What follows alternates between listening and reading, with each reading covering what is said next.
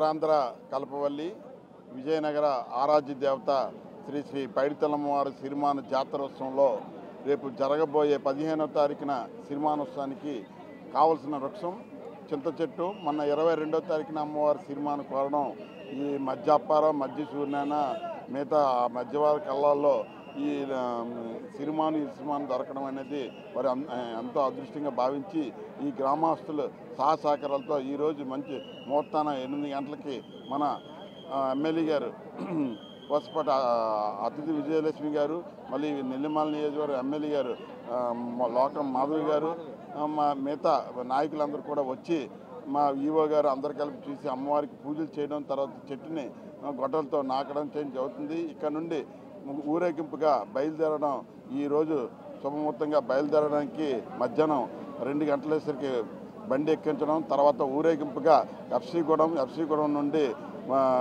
Ice factory Bala junction నుండి అలా వనంగుడి నుండి పూజలు చేసుకుని తిన్నంగా సీఎంఆర్ కనికా పరమేశ్వర గంటస్తంభం, తర్వాత చదురుగుడి దగ్గర అక్కడ శివాలయం మీద నుండి శుద్ధవీధి మీద నుండి మా ఒకంపేట వీధిలో చేరుతుంది. ఇవాళ రేపటి నుండి మా ఒకంపేట వాస్తవులు పెద్దలు చిన్నలు అందరూ కూడా వడ్రంగులందరూ పాల్గొని రేపు జరగబోయే 15వ తారీఖు సిరిమానోత్సవానికి అత్యంత వైభవంగా మా అందరం కూడా నిర్ణయించుకున్నాం.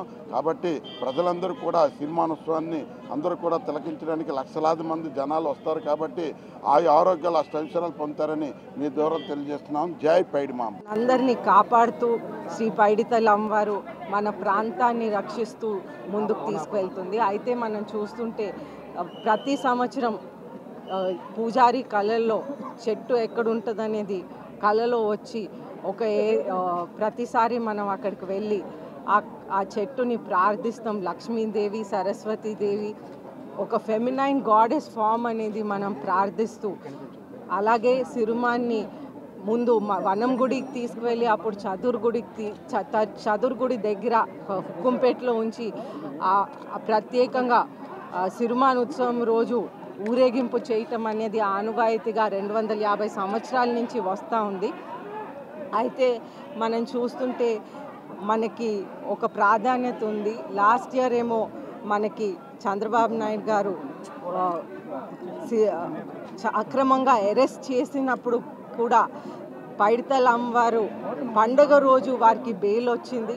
అలాగే మనం చూస్తుంటే ఈసారి 4వసారి ముఖ్యమంత్రి అయ్యాక మనం పందిరి రాట రోజు 100 రోజులు పూర్తి చేయటం అనేది మనకు ఒక శుభ పరిణామం అని నేను భావిస్తూ అందరినీ కూడా పైడితల్లి అమ్మవారు ఉత్తరాంధ్రని కాపాడుతూ మనం ముందుకు తీసుకువెళ్తున్నాం. అలాగే మనం చూస్తుంటే మన రాష్ట్రాన్ని రక్షిస్తూ మనం ముందుకు వెళ్తున్నాం. అయితే ఎన్డీఏ ప్రభుత్వంలో కూడా మనం పైడితల్లి అమ్మవారి ఫెస్టివల్ ఒక స్టేట్ ఫెస్టివల్గా 2019లో డిక్లేర్ అయినప్పుడు కూడా మనం ఫస్ట్ టైం ఈసారి ఒక స్టేట్ ఫెస్టివల్గా మనం సెలబ్రేట్ చేసుకుంటా ఉన్నాము.